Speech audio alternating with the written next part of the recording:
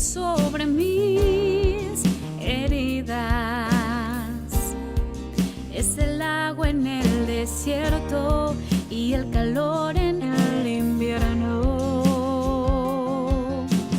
Tu palabra es la voz que me habla en la mañana. Es mi consejo cada día y en las pruebas quien me guía. Podría estar perdido como un náufrago en el mar y aún perderlo todo hasta el aliento. Podría estar hambriento como un niño sin hogar, pero yo sé que tu palabra siempre a mí.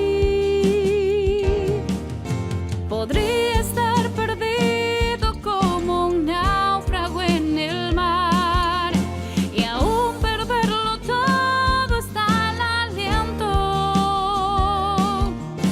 Podría estar hambriento como un niño sin hogar, pero yo sé que tu palabra siempre a mí me sostendrá.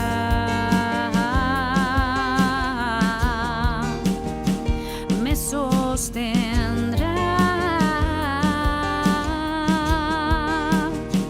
me sostendrá.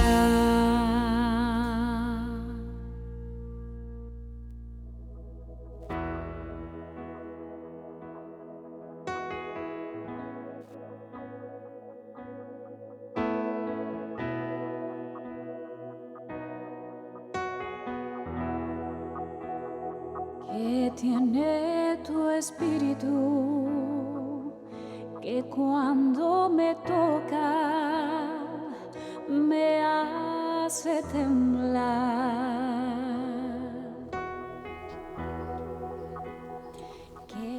Estimados hermanos y amigos, tengan muy buenos días. Que la gracia y la paz de nuestro Señor Jesucristo sea con cada uno de ustedes. Damos gracias a nuestro Dios por esta nueva mañana que el Señor nos concede para que sigamos siendo edificados en la palabra del Señor. Oremos. Bendito eres, Dios Todopoderoso, grande y maravilloso eres, Señor. Una vez más delante de ti, Señor, reconociendo tu grandeza, reconociendo tu poder, reconociendo que tú eres el único Dios soberano sobre todo, creador de todo, creador del universo, creador de todo lo vasto, lo enorme, lo grandioso. Y también a nosotros nos hiciste, Señor, con tus propias manos. Y te agradecemos, Padre, porque somos tu creación, y no solamente tu creación, también somos tus hijos, quienes hemos sido redimidos por la sangre de tu Hijo Jesucristo, quienes hemos venido delante de ti arrepentidos de todo corazón. Nos has hecho tus hijos, Señor, por medio de la sangre de Cristo, por medio de aquel sacrificio hecho en la cruz. Desde que Jesucristo entregó su vida por cada uno de nosotros, demostrando así el gran amor, demostrando así la obra completa de redención a cada uno de nosotros. Señor, gracias por salvarnos, gracias por darnos vida, gracias por darnos vida eterna, Señor. Eres el único Dios a quien nosotros adoramos y servimos. Señor, que sea así siempre en nuestro corazón. Pon esa capacidad en nosotros, Dios mío, que podamos serte fieles a ti, Señor. Ayúdanos a serte fieles, Señor bendito, en todo tiempo y en todo momento. Gracias, Señor, por esta nueva mañana también y esta nueva semana, Señor, que estamos iniciando el día de hoy. Hoy que es tu día, Dios mío, el día donde nos reunimos en congregación para adorar y exaltar tu santo nombre. Padre bueno, a ti sea toda la gloria, a ti sea toda la honra, a ti sea todo el honor. Gracias por tu amor. Gracias, Señor. Amén. Yo sé que en tu presencia toda la tierra tiembla y también tiembla mi alma. Bien, el día de ayer, estimados hermanos, estuvimos meditando en la historia del joven rico, ¿no? Eh, Vimos cómo se acerca un muchacho, un joven, viene a Jesús y pues lo llama bueno, y Jesucristo lo confronta con su actitud, con lo que él dice saber. Él le dice: sí, yo soy bueno, yo he hecho todo esto, he cumplido con los mandamientos, pero Jesús lo devela, ¿verdad? Lo que realmente es este muchacho, un hombre que ama las riquezas, un hombre que prefiere amar las riquezas antes que a Dios. Entonces lo confronta con su pecado, básicamente, ¿no? Entonces simplemente cuando Jesús ve la reacción de este hombre, o le dice: vamos a probar si realmente tú dices ser bueno, si realmente eres como tú mismo dices que has cumplido con toda la ley. Jesús le plantea y le dice: vende todo lo que tienes y dale a los pobres. Y sin embargo, este muchacho se quedó triste porque no le gustó esta propuesta de Jesús. Entonces se fue. Y entonces los discípulos quedaron asombrados, ¿verdad? Asombrados de cómo es posible que haya digamos así, una reacción de parte de este muchacho, pero a la vez también ellos fueron confrontados, los discípulos fueron confrontados. Al igual que nosotros cuando leemos esta escritura, ¿no? De no amar las riquezas, de no desear las riquezas, de no anhelar las riquezas, siempre y cuando, dado que si no tenemos un dominio propio, si no tenemos una convicción de que Dios va a estar por sobre encima de todas las cosas. Ahora, ¿Dios desea que seamos ricos o es malo que seamos ricos? Bueno, lo que Dios prefiere es que Él sea el Dios todopoderoso en nuestras vidas, que Él ocupe el primer lugar en nuestras vidas, y lo que venga por demás es simplemente una añadidura, porque hay personas con escasos recursos económicos que tienen a Dios por prioridad en sus vidas y son 100 veces más felices que un rico. Pero también hay personas ricas, adineradas, que no son dominadas por las riquezas. Al contrario, las riquezas son un medio por los cuales ellos glorifican al Señor y sirven a los demás, y no son dominados por el dinero. Dios ocupa el primer lugar en sus vidas. Son pocos, sí, no son muchos, pero los hay, ¿verdad? Entonces, no es que Dios esté en contra de las riquezas, lo que Dios está en contra de los hombres que confían en las riquezas. Ese es el gran problema. Luego Jesús anuncia su muerte una tercera vez. Y aquí el Señor ya detalla más acerca de lo que va a sucederle en Jerusalén. Ya están cerca a Jerusalén y Jesús les dice: me van a matar, voy a llegar allí, me van a entregar a los ancianos, me van a azotar, me van a crucificar. Entonces les da más detalles y los discípulos todavía no terminan de aceptar esto, porque para ellos, si realmente Jesús era el Mesías, porque ya estaban convencidos de ello, de que era el Mesías, pero todavía no entraba en su cabeza de que este Mesías, en vez de venir a librarlos de la opresión romana, venía a sufrir de los romanos, por parte de los romanos, ¿no? Entonces, eso fue lo que meditamos el día de ayer. Hoy vamos a meditar los versículos 35 al 52. Es la última parte de este capítulo 10 en las que estaremos hoy meditando. En lugares me sustentas con tu paz. Eres mi auxilio en la adversidad. Contigo puedo ir lejos sin más. Tú en mí. Dice la Escritura de la siguiente manera: petición de Santiago y de Juan. Esto está en Marcos capítulo 10, versículos del 35 al 52. Entonces Jacobo y Juan, hijos de Zebedeo, se le acercaron diciendo: Maestro, querríamos que nos hagas lo que pidiéramos. Él les dijo: ¿qué queréis que os haga? Ellos dijeron: concédenos que en tu gloria nos sentemos el uno a tu derecha y el otro a tu izquierda. Entonces Jesús les dijo: no sabéis lo que pedís. ¿Podéis beber del vaso que yo bebo y ser bautizados con el bautismo que soy bautizado? Ellos dijeron: podemos. Jesús les dijo: a la verdad del vaso que yo bebo, beberéis, y con el bautismo con que yo soy bautizado, seréis bautizados. Pero el sentaros a mi derecha y a mi izquierda no es mío darlo, sino a aquellos para quienes está preparado. Cuando oyeron los 10, comenzaron a enojarse contra Jacobo y contra Juan. Mas Jesús, llamándolos, les dijo: ¿sabéis que los que son tenidos por gobernantes de las naciones se enseñorean de ellas y sus grandes ejercen sobre ellas potestad?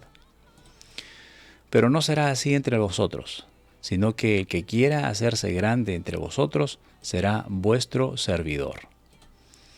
Y el que de vosotros quiera ser el primero será siervo de todos. Porque el Hijo del Hombre no vino a ser servido, sino para servir y para dar su vida en rescate por muchos. El ciego Bartimeo recibe la vista.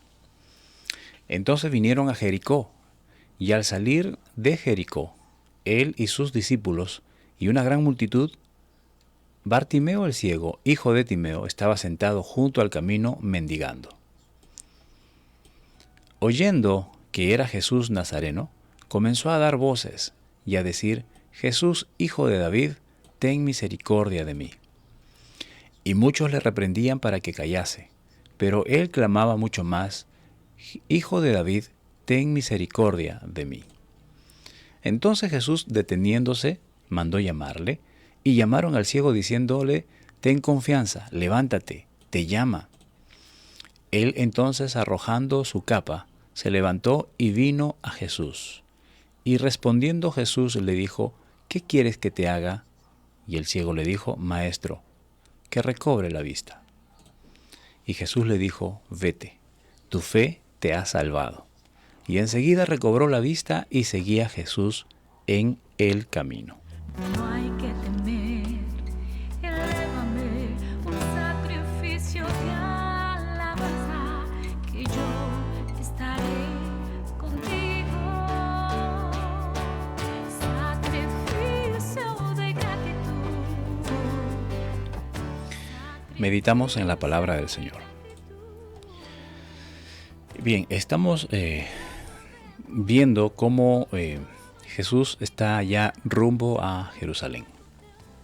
Y en el camino hemos visto cómo Jesús nuevamente había anunciado su muerte, ¿no? Algo que no les, como habíamos referido hace un momento, no les entraba en la cabeza a los discípulos que el Mesías, a quienes ellos habían terminado de convencerse de que Jesús era el Mesías por medio de la revelación que recibió Pedro, tenga que venir y en vez de librarlos, en vez de sentarse en el trono del rey, tenga que someterse a la voluntad de los romanos, tenga que someterse al sufrimiento, tenga que someterse a la humillación. Es que los discípulos no entendían que el objetivo de Jesús en esta ocasión, ¿verdad? El propósito de esta venida a la tierra para vivir entre nosotros no era para reinar humanamente hablando, terrenalmente hablando. El propósito de Jesús no ha sido venir a librar al pueblo de Israel de la opresión romana. El propósito de Jesús ha sido venir a esta tierra a librar de la verdadera opresión, de la opresión que va a llevar al hombre a la vida eterna sin Cristo. Muchos, estando bajo la opresión romana, pero habiendo confiado en Jesucristo, habiendo entregado su vida al Señor, habiendo vivido una vida de acuerdo a la voluntad de Dios, ellos fueron realmente salvos, aún viviendo bajo la opresión, que es mucho mejor a que ser liberados de una opresión terrenal, pero seguir viviendo sumidos en el pecado. Hoy en día, por ejemplo, nosotros estamos buscando cada día vivir de acuerdo a la voluntad de Dios. Y aunque signifique que suframos toda nuestra vida, pues eso no es lo más relevante. Lo más relevante es que hemos ganado la vida eterna. Y cuando se termine nuestro periplo en esta tierra, entonces estaremos viviendo ya plenamente la vida eterna que el Señor ha venido a entregarnos por medio de ese sacrificio en la cruz del Calvario. ¿No? Entonces, eso es lo que no entienden los discípulos. Y bueno, siempre lo hemos dicho, si nosotros hubiésemos estado en ese tiempo, en lugar de ellos, igual no lo hubiésemos entendido hasta que el Señor nos haya abierto el entendimiento, como lo hizo con los discípulos cuando ya Jesús resucitó. Entonces les abrió el entendimiento, dice la Escritura. Y allí recién empezaron a ser nuevas personas, los discípulos. Y prueba de que todavía estaban pues batallando, todavía estaban digamos manifestando su carnalidad, es esta ocasión. En esta ocasión es lo que hemos leído y meditar en la petición de Santiago y Juan.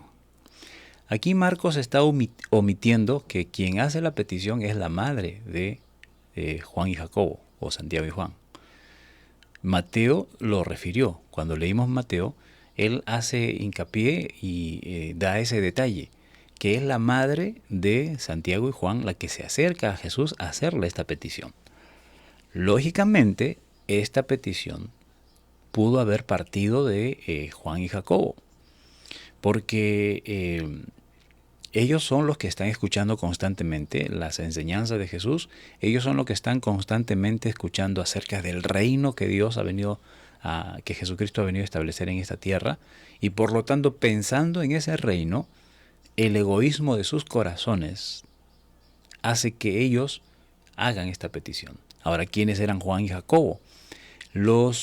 Eran dos de los tres que Jesús escogió hasta este momento en dos ocasiones especiales. Una para resucitar a la hija de Jairo, otra para mostrarse ante ellos transfigurados en el monte de la transfiguración. ¿A quiénes llamó? A Pedro, a Santiago y a Juan. Entonces, decíamos que cuando ellos descendieron de este monte, ¿no?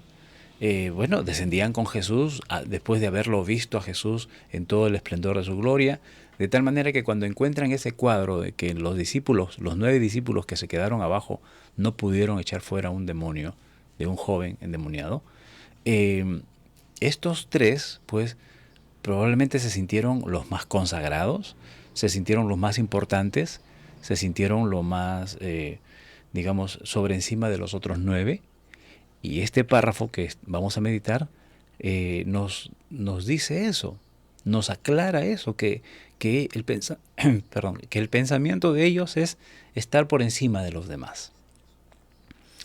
Entonces, aquí, como decíamos, Marcos omite que la madre de estos hombres se acerquen, y lo que Marcos está resaltando es el anhelo del corazón de Santiago y Juan.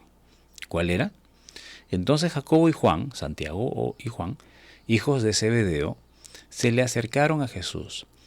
Otro detalle que no quiero dejar pasar por alto es que, como Mateo nos refiere que es la mamá la que viene a hacer esta petición, esto también nos dice que la mamá estaba involucrada en el discipulado, que la mamá estaba de alguna manera cercana a sus hijos durante todo este tiempo de discipulado.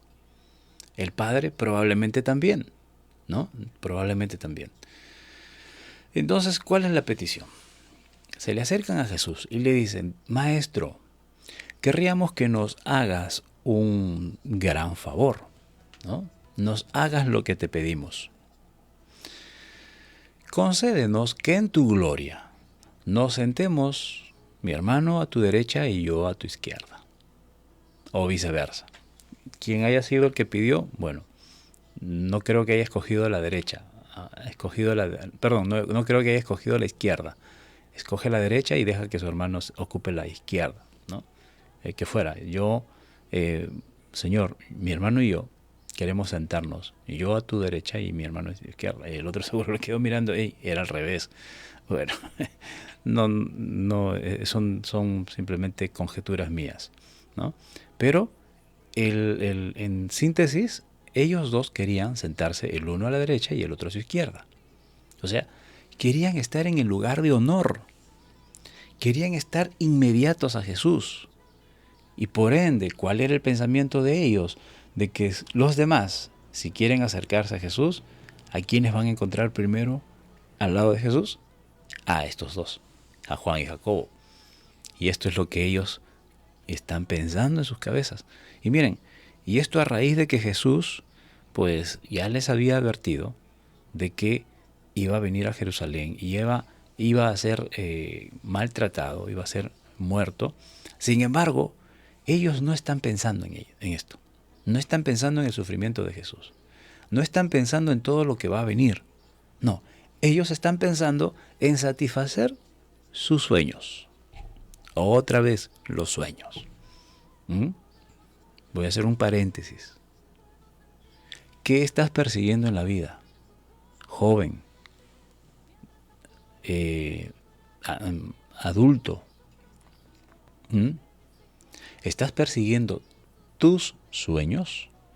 Los sueños que nacen de tus propios deseos, los sueños que nacen de tu propia concupiscencia, los sueños que nacen de tu carnalidad.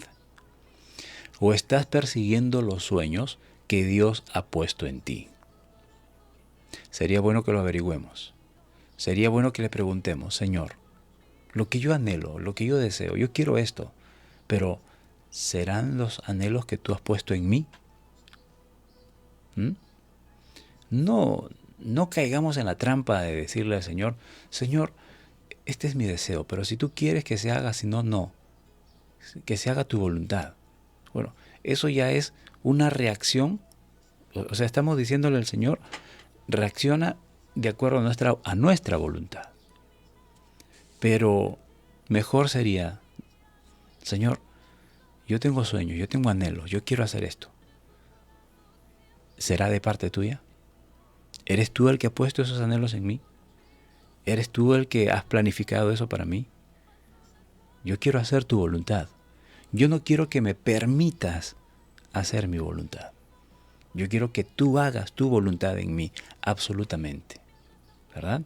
Entonces, el sueño de estos discípulos, el deseo de estos discípulos, y quizás esto lo han venido hilvanando de un tiempo atrás, es decirle al Señor, o era sentarse el uno a la derecha y el otro a la izquierda del Señor Jesucristo, o estar por encima de los demás, de mirar por encima del hombro a los demás discípulos. Señor, concédenos esto. Queremos que mi hermano se siente, que mi hermano y yo nos sentemos el uno a tu derecha y el otro a tu izquierda. Esto suena, hermanos, por ejemplo, ayer estaba escuchando algunas canciones y lamentablemente la mayoría de estas canciones que estaba escuchando estaba centrado, el mensaje es, todo va a estar bien, se van a abrir los cielos y va a caer la bendición, tus sueños se van a cumplir, o sea, todo lo que uno desea humanamente, como que si tú ni siquiera he escuchado en estas canciones que debemos serle fiel al Señor, que debemos buscar su reino y su justicia en primer lugar. No, ya viene la bendición, ya todo va va a brillar, todo va a estar bien. O sea, ofreciendo comodidades personales, ofreciendo libertades personales, ofreciendo lo que nosotros queremos que suceda en nuestra vida, lo que nuestra carne anhela en nuestra vida. Sin embargo,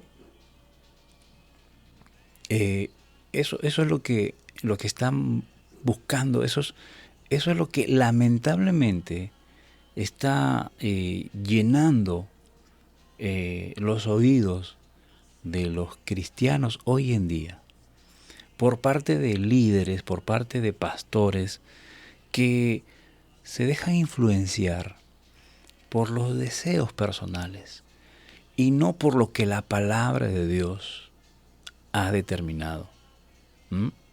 Señor, nosotros queremos estar cerca de ti, nosotros queremos tu gloria, nosotros queremos reinar, nosotros queremos estar bien, nosotros queremos y queremos y queremos.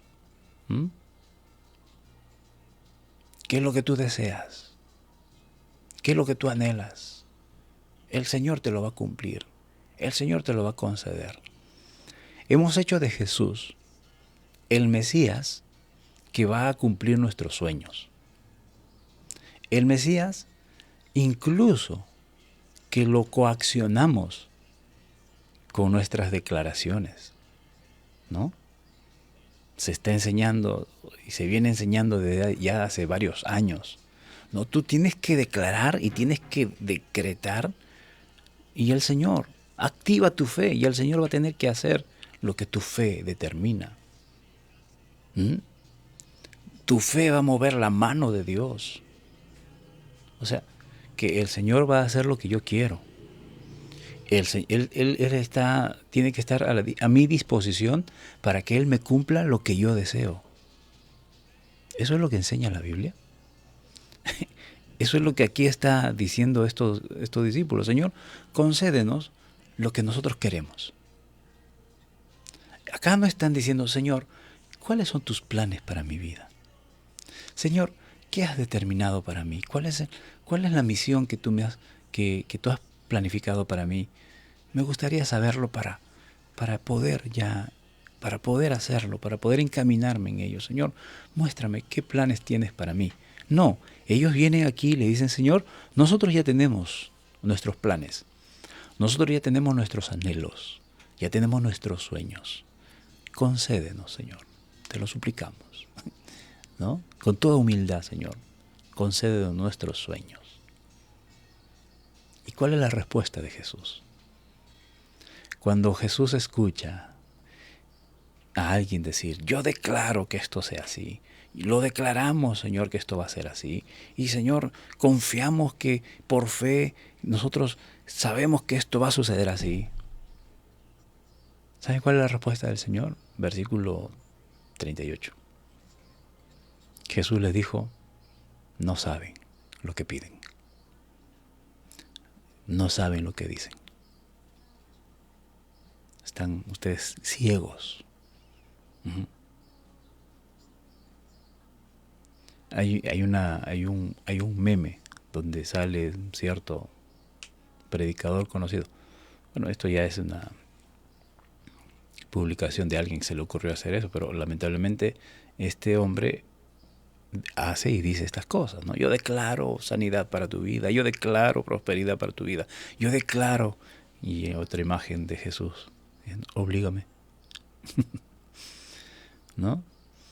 O sea, esos son nuestros anhelos, esos son nuestros deseos. Buenos anhelos, buenas intenciones, aparentemente sí. Pero no sería mejor, no es lo mejor para nosotros pedirle al Señor, Señor, haz tu voluntad antes que la mía.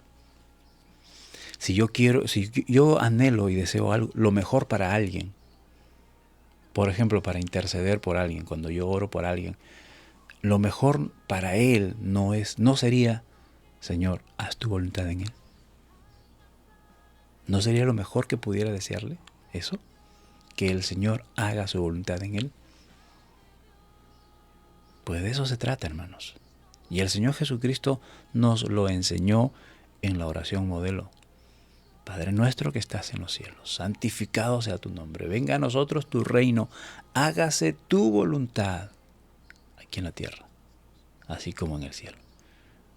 La primera petición es, Señor, hágase tu voluntad.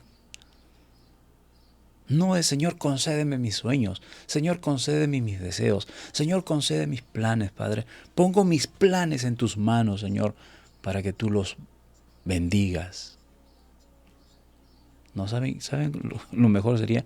Señor, traigo mis planes, pongo mis planes en tus manos para que los destruyas y para que tú pongas en mí tus planes.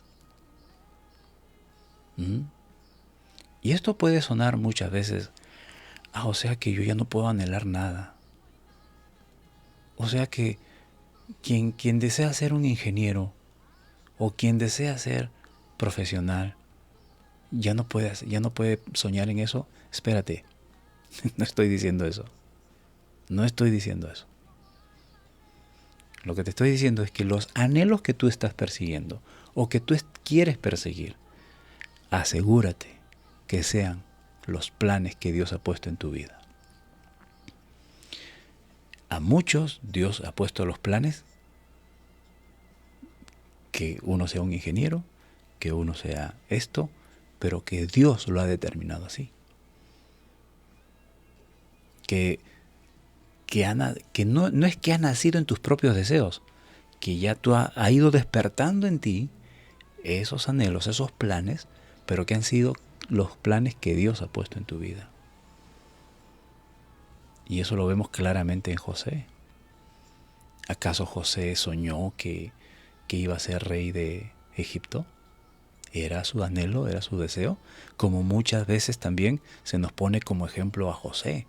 José fue el segundo de Faraón, así es que tú también puedes ser el segundo de Faraón. Espérate, esos fueron los planes que Dios puso en la vida de José.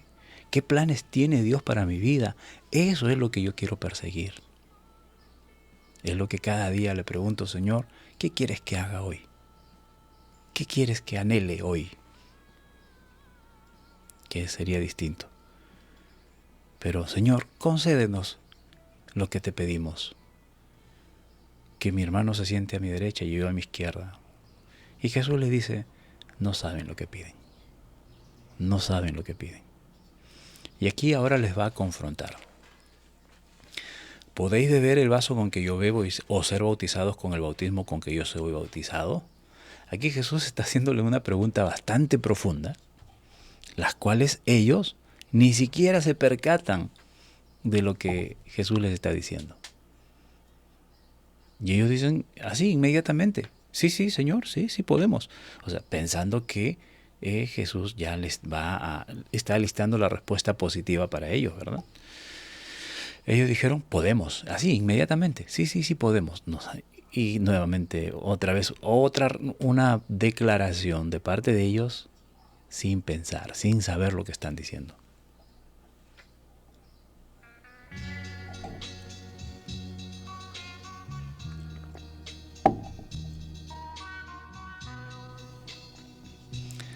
Así como cuando muchas veces Jesús les pregunta, ¿entienden? Y ellos, sí entendemos. Pero no habían entendido nada. Y aquí la misma respuesta. Ustedes no saben lo que pedí. ¿Acaso ustedes pueden beber del vaso con que yo bebo o ser bautizados con el bautismo con que yo soy bautizado? Ellos dijeron inmediatamente sí. Jesús les dijo, a la verdad, del vaso que yo bebo, beberéis. Ellos no sabían a qué se estaba refiriendo Jesús. Y con el bautismo con que yo soy bautizado, seréis bautizados. ¿A qué se refiere Jesús? Recuerdan que Jesús en el huerto de Getsemaní, bueno, aquí todavía no lo hemos leído en este evangelio, pero ya lo hemos leído en Marcos, le dice al Señor, al Padre, Padre, esta copa de sufrimiento, es muy amarga. A esa copa se refería el Señor. Esa copa de sufrimiento que tiene que tragarse, que tiene que pasarlo, que tiene que tomárselo, le dice a ellos, ustedes también van a beber de esa copa. Y con el bautismo con que yo soy bautizado, ¿a qué se refería?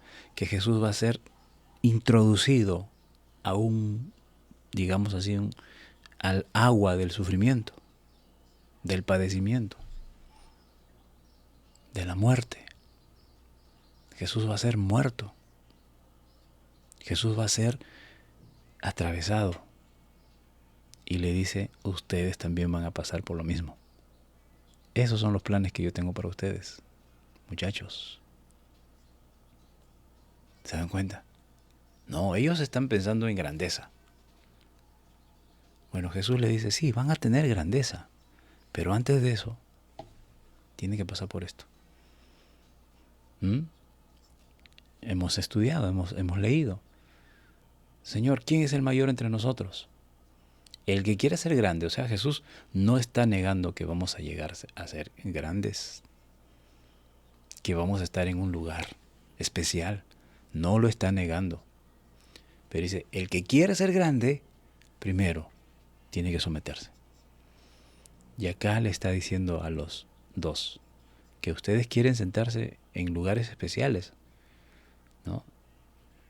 Pero primero tienen que estar sumergidos en el bautismo con que yo voy a ser bautizado. Primero tienen que beber la copa con la que yo voy a beber. O sea, tienen que pasar lo mismo que Jesús está a punto de pasar en unos días.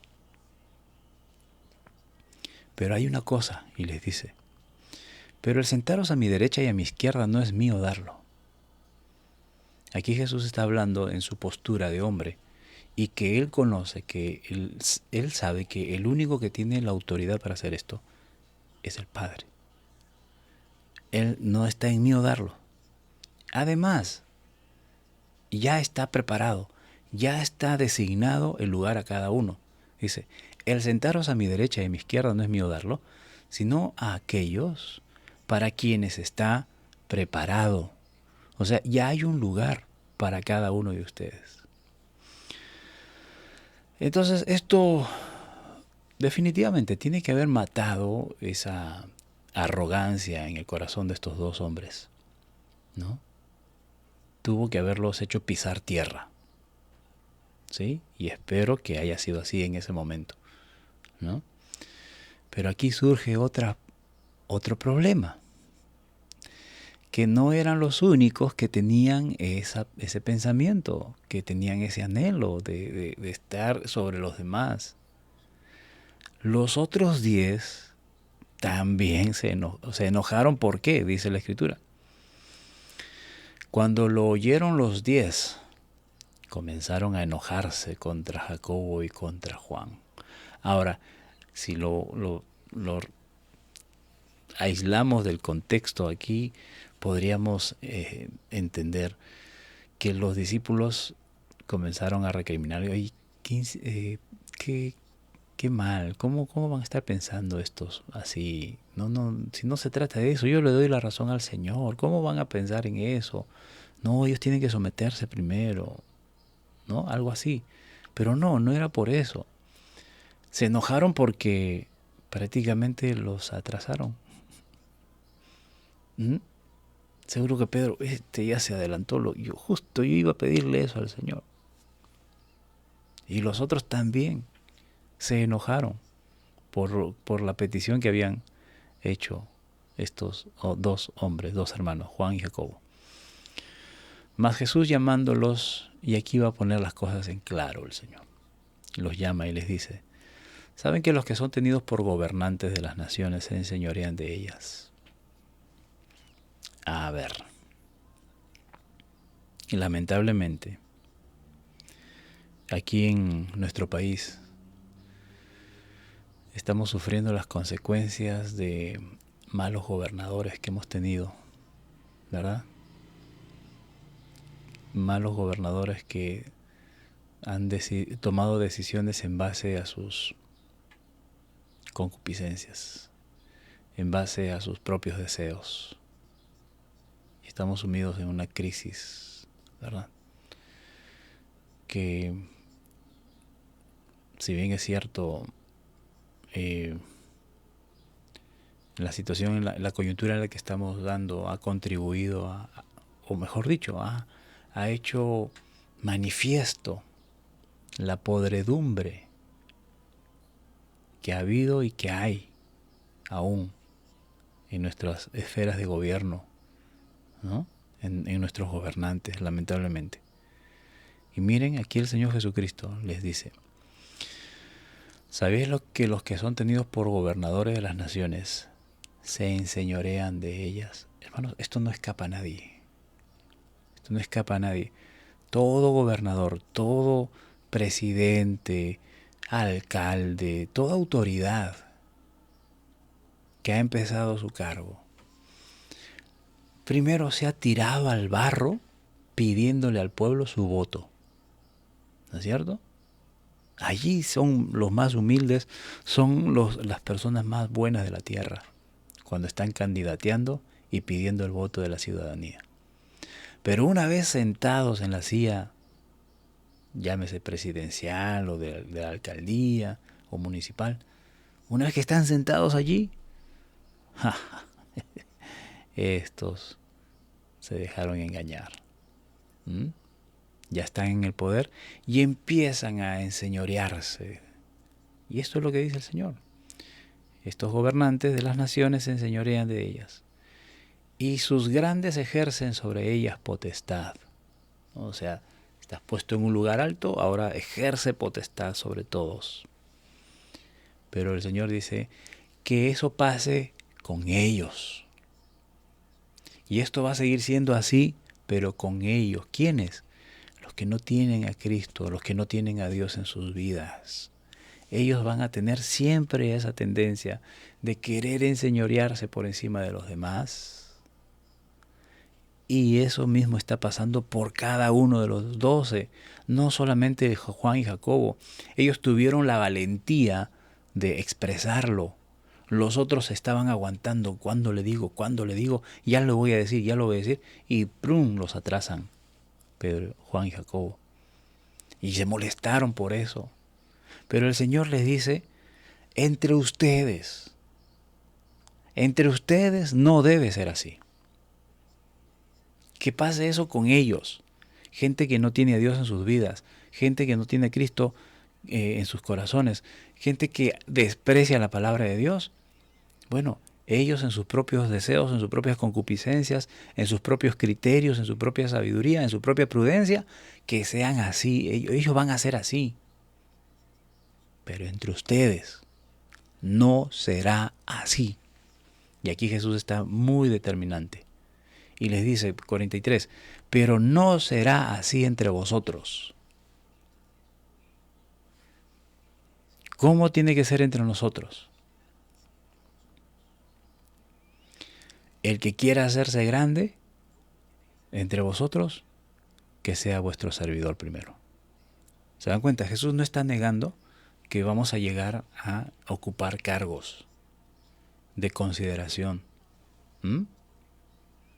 Incluyendo cargos públicos, llámese una presidencia de la República o una alcaldía. Pero antes que llegues a ese lugar, primero tienes que hacerte servidor, pero no de esos servidores que pululan en las campañas políticas, ¿verdad? En las campañas electorales, que aparentan acercarse al pueblo, que aparentan abrazar a un pobre, aparentan comer la comida de alguien y después lo escupen, ¿no? Como lamentablemente hemos visto a tantos candidatos que se embarran con el pueblo, o sea, se ensucian, los zapatos se llenan de polvo caminando por las calles polvorientas de un pueblo joven, de un asentamiento humano, pero una vez que están en el poder, nunca más se sabe de ellos, ¿verdad?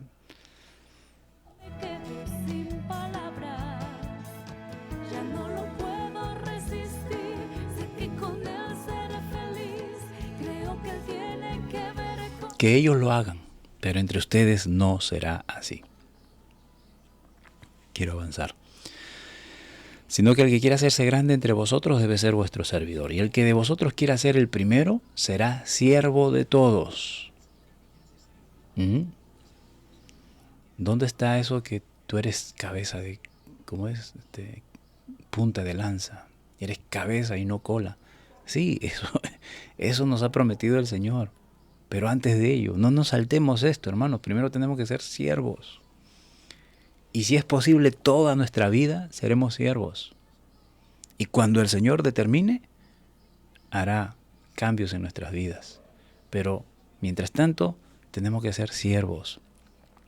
El que vosotros quiera ser primero, tiene que servir a todos. Así como yo. Miren, ellos nunca vieron, en toda la vida de Cristo, nunca lo vieron enseñorearse de alguien. Él dijo, yo no he venido para ser servido. Yo no he venido para sentarme en un trono, para que me limen las uñas, para que me den de comer uvas en la boca y me echen viento con 2 personas atrás, haciéndome con un abanico gigante. No, yo no he venido para eso. Yo he venido para servir. Yo no he venido para ser servido. Yo he venido para servir y dar mi vida en rescate por muchos. Y luego aparece un ciego. Están yéndose a Jericó. Vinieron a Jericó. Están enrumbándose hacia Jerusalén, pero pasan por Jericó.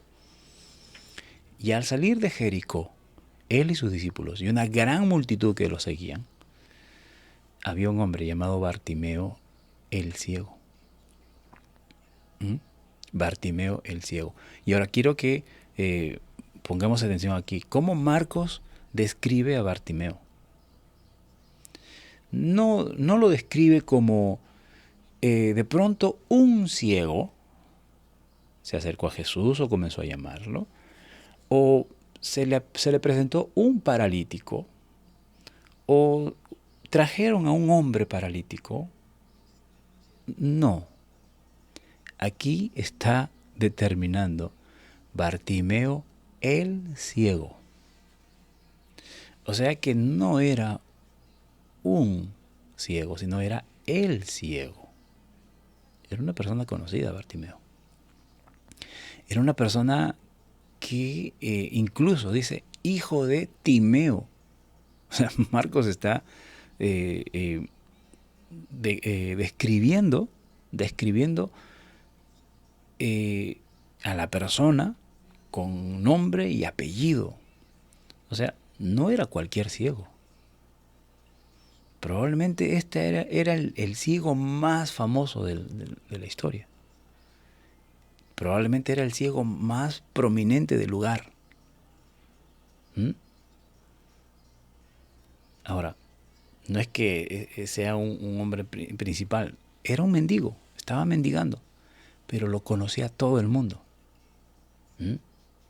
Y de seguro, ¿cuántos habrían tropezado con él? ¿Cuántos se habrían cruzado con él? ¿Cuántos no lo habrán visto?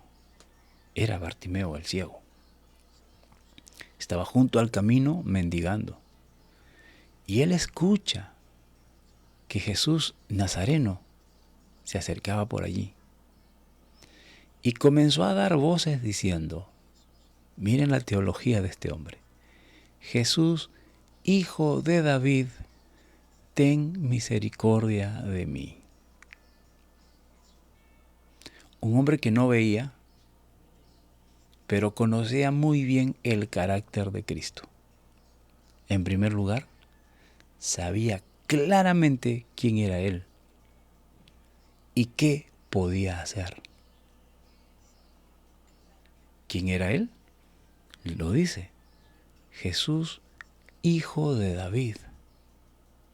O sea, Él está seguro que Jesucristo es el Mesías.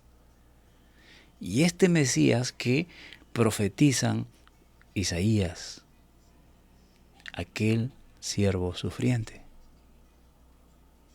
Y además, que no solamente es el Mesías que ha venido a padecer a esta tierra por nosotros, sino que también le clama misericordia, Señor, ten misericordia de mí. Miren el contraste a dos hombres que sí podían ver, supuestamente, que conocían a Jesús, supuestamente, pero no sabían del carácter de Jesús. Ya habían caminado. Si estamos hablando de los últimos días, tal vez los últimos meses de Jesús en la tierra, Juan y Jacobo y los demás discípulos ya venían caminando con Jesús 3 años. Y todavía no conocían el carácter de Cristo y todavía no sabían lo que podía hacer Jesucristo. Porque cada vez se sorprendía, oye, ¿quién es este? No, pero un hombre ciego, un hombre que estaba mendigando junto al camino, tenía mejor teología, mejor conocimiento de Jesucristo que aquellos que estaban caminando con él. Y él fue claro, Jesús, hijo de David, el Mesías, ten misericordia de mí. No, los otros, Señor, yo tengo un anhelo, concédenos ese anhelo. No, Señor, ten misericordia de mí. Un contraste terrible, terrible. Y muchos le reprendían y decían, oye, cállate, no hagas bulla. Pero él clamaba mucho más. Jesús, hijo de David, ten misericordia de mí. En otras ocasiones, Jesús apenas escuchaba algo así, mandaba callarlos. Porque no quería que se divulgue que él era el Mesías. ¿Por qué? Por lo mismo que está pasando con los discípulos. No sabían el real concepto del Mesías que venía en ese tiempo, en ese momento, ¿no? Pero en esta ocasión, ¿acaso Jesús no lo escuchó? Sí lo escuchó, sino que dejó que él lo clame, lo proclame más. Jesús, hijo de David, ten misericordia de mí. Entonces Jesús se detiene del camino y manda a llamarlo. Tráigame a Bartimeo. Y entonces van a decirle, Bartimeo te llama, ten confianza, levántate, vamos, Jesús te llama.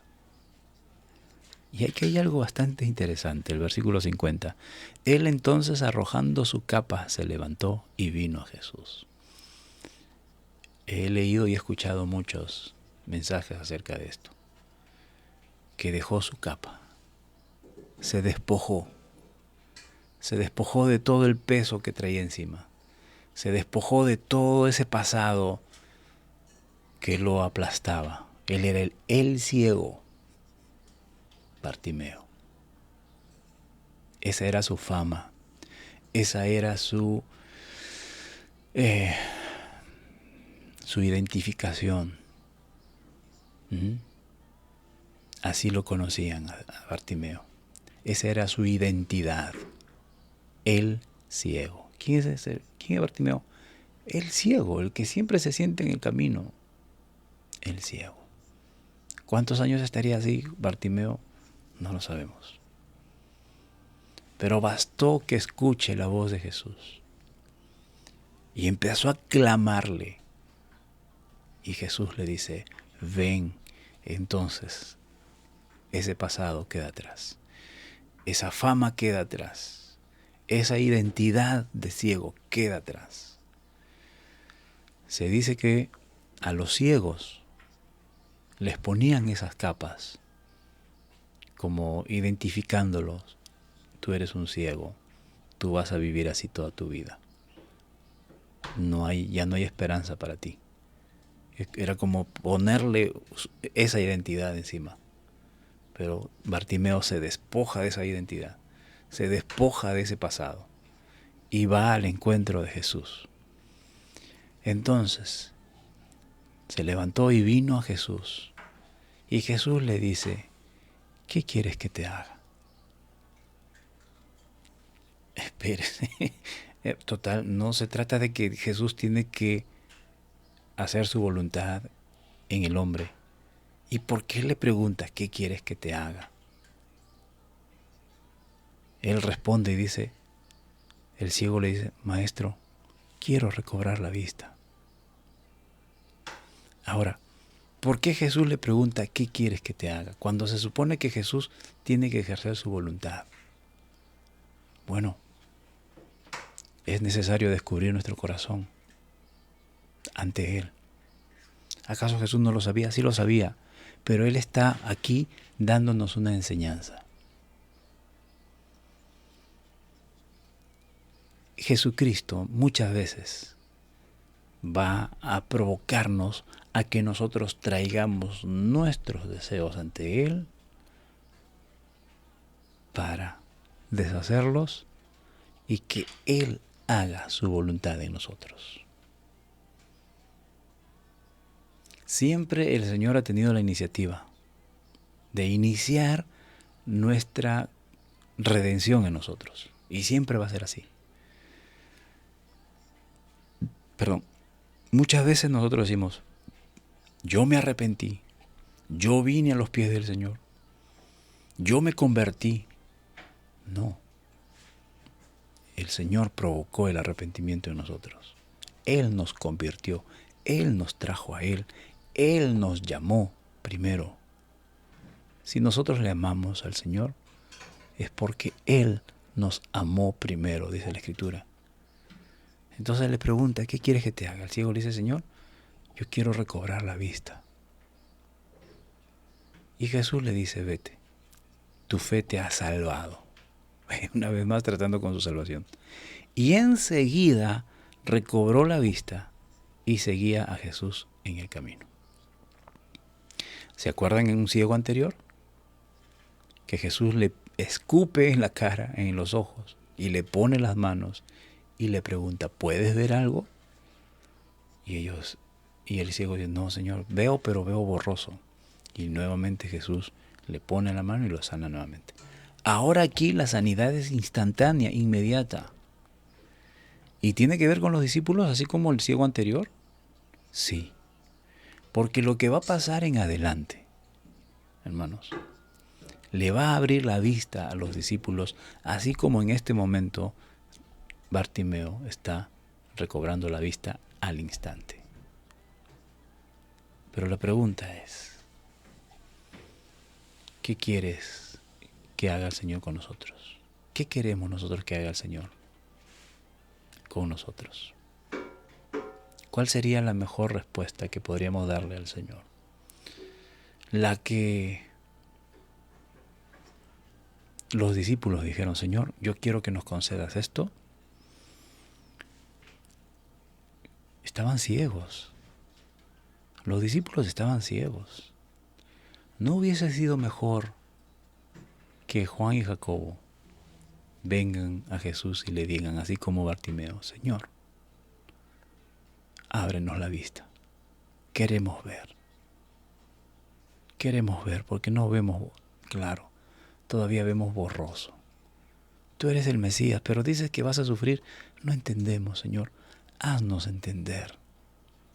¿No sería mejor haberle dicho eso al Señor? Así como este hombre, Señor, yo quiero recobrar la vista. Yo quiero verte. Yo quiero contemplarte. Que ese sea nuestro deseo, ver a Jesús. Ver la gloria del Señor obrando en cada uno de nosotros. Que se haga la voluntad de Cristo en nuestras vidas. Que esa sea siempre nuestra petición. Qué feliz estaré al lado de mi... Oremos, bendito Dios, grande y misericordioso Padre Celestial. Grande es tu misericordia, Señor amado. Grande es tu bondad. Grande es tu favor. Grande eres, Señor. Dios eterno, en esta mañana, una vez más, agradecidos porque tu palabra siempre, Señor, va a confrontarnos. Y qué bueno que sea así, Señor. Pero a la vez también ayúdanos a aprender de ella, Señor, y a poner en práctica lo que aprendemos de tu palabra. Señor, que nuestros deseos, que nuestros anhelos, si parten de cada uno de nuestros corazones, de nuestras concupiscencias, como lo que sucedió con Juan y Jacobo, Señor, te pedimos que obres en nuestras vidas y anules todos esos deseos que parten de nuestro corazón, que han partido de nuestros propios deseos. Y ayúdanos a entender cuáles son los deseos que tú quieres que persigamos, cuáles son los anhelos que tú quieres que persigamos. Y definitivamente, Señor,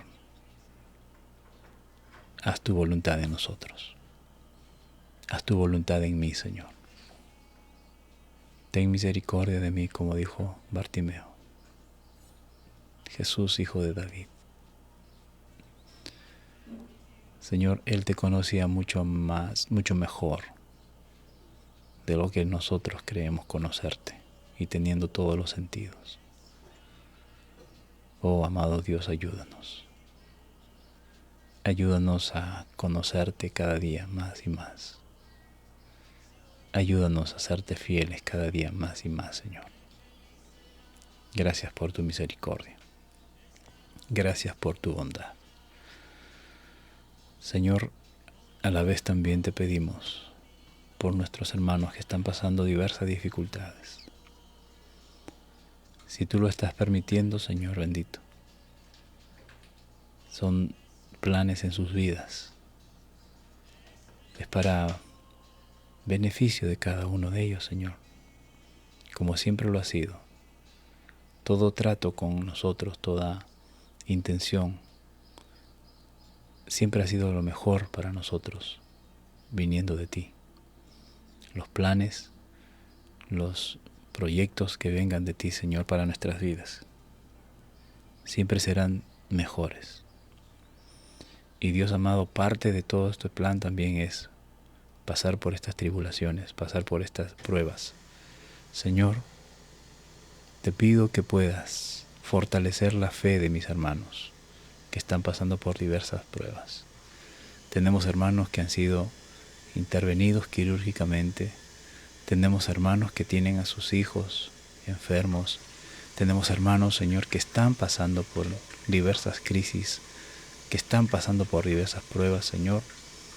Padre, desde aquí te rogamos que su fe, la fe de cada uno de ellos no decaiga.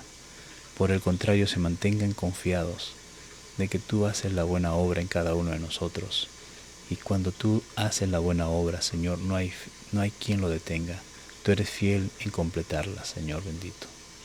Ayúdanos, Padre Santo, a vivir siempre bajo tu voluntad, esperando hacer siempre tu voluntad, Señor. Haz tu voluntad en cada una de las vidas de nuestros hermanos que están pasando por diversas pruebas. Te rogamos también por nuestros pastores, Señor, por aquellos hombres que han decidido entregar sus vidas al servicio tuyo, cuidando, pastoreando de la grey, Señor, velando por ellos. Padre mío, ten misericordia y tu gran favor se mueva en favor de nuestros pastores, Señor. Con toda bendición espiritual, Señor, manifiéstate en cada uno de ellos. Fortalece sus vidas y renueva sus fuerzas, Señor, para que cada día sigan esforzándose a hacer tu voluntad. Padre mío, también te pedimos por nuestras autoridades. Dios amado, reconocemos que necesitan de ti, Señor. Obra en ellos conforme a tu voluntad. Obra en sus vidas conforme a tu amor, Señor. Eres santo y poderoso y sabemos que tú, Señor, puedes obrar en nuestras autoridades. Señor, que muévelos a arrepentimiento, que rindan sus vidas a ti, que te conozcan, Señor, y puedan y sepan gobernar bajo tu dirección. También te pido por mis hermanos que cada día nos acompañan, Señor, y que hoy también están con nosotros. Señor, conoce sus corazones, conoce las circunstancias de cada uno de ellos. Y Dios, si están pasando por alguna prueba, alguna dificultad, Señor, lo mismo, fortalece sus corazones, fortalece su fe. Y también, Señor, te pido que bendigas sus vidas con todo tipo de bendición espiritual y bendigas también la obra de sus manos, Señor. Sea grande, engrandecido tu nombre en sus vidas, en nuestras vidas, en mi vida, en todo lo que hacemos. Gracias por tu amor, gracias por tu bondad. Gracias, Señor. Amén. Amén. Mi Jesús, mi Salvador, tú en mí.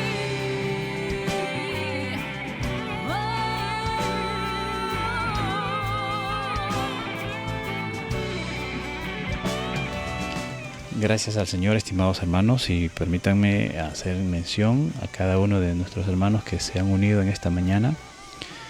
Hermana Noemí Paredes, Dios te bendiga.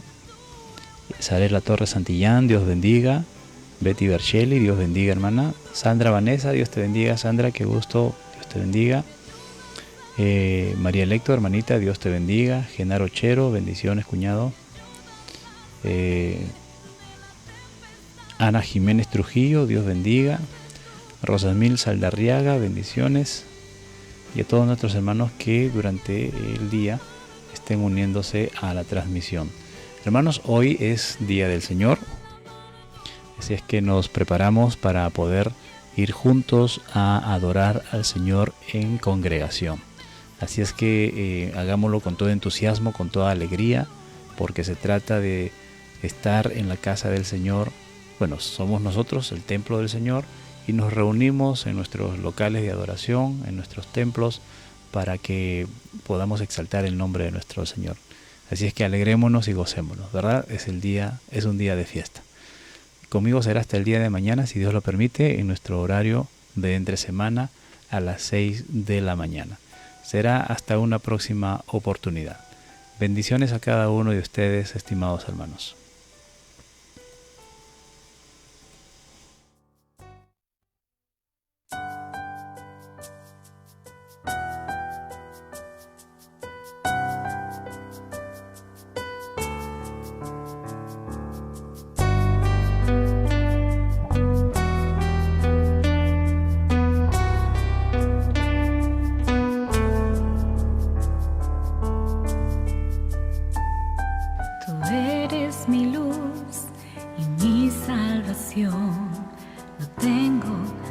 Atemorizarme, tú eres quien protege mi vida y corazón, no tengo por qué temer. No temas, dice Dios, que yo estoy contigo a tu alrededor, no hay que temer. Elévame un sacrificio de alabanza, que yo estaré contigo. Sacrificio de gratitud, sacrificio de gratitud.